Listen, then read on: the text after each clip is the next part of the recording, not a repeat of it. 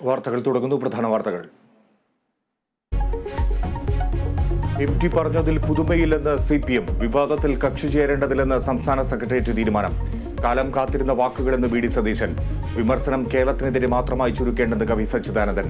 MT പറഞ്ഞത് ഗൗരവതരമായ കാര്യമെന്ന് സക്കറിയ.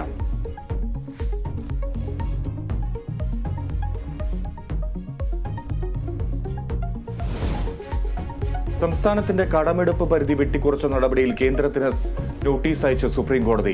കേസ് ഈ മാസം 25-ന് വീണ്ടും പരിഗണിക്കും. പെൻഷൻ വിതരണം ഉൾപ്പെടെ പ്രതിസന്ധിയിലെന്ന് കേരളം സുപ്രീം കോടതിയിൽ.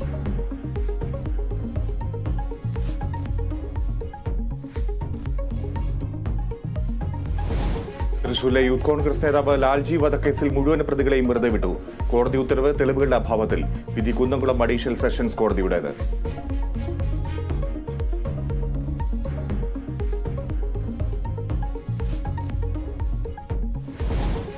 രാഹുൽ മാങ്കൂട്ടത്തിന്റെ അറസ്റ്റിൽ പ്രതിഷേധം കടുപ്പിച്ച് യൂത്ത് കോൺഗ്രസ്. കണ്ണൂരിലും കോട്ടയത്തും കളക്ടറേറ്റ് മാർച്ചിൽ സംഘർഷം.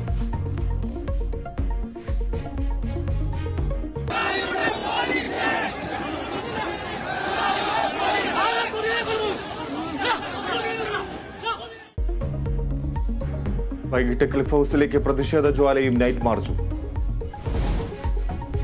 രാജ്യത്തെ ഏറ്റവും നീളം കൂടിയ കടൽപ്പാലം യാഥാർത്ഥ്യമായി. ട്രാൻസ് ഹാർബർ ലിങ്ക് കടൽപ്പാലം പ്രധാനമന്ത്രി നാടിന് സമർപ്പിച്ചു.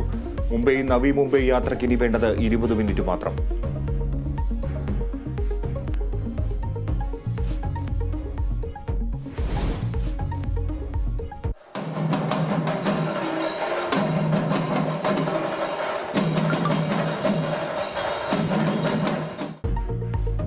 എരുമേലിയെ ഭക്തിസാന്ദ്രമാക്കി പേട്ടതുള്ളൽ. പേട്ടതുള്ളി, അമ്പലപ്പുഴ, ആലങ്ങാട് സംഘങ്ങൾ. മകരവിളക്കിനൊരുങ്ങി സന്നിധാനം.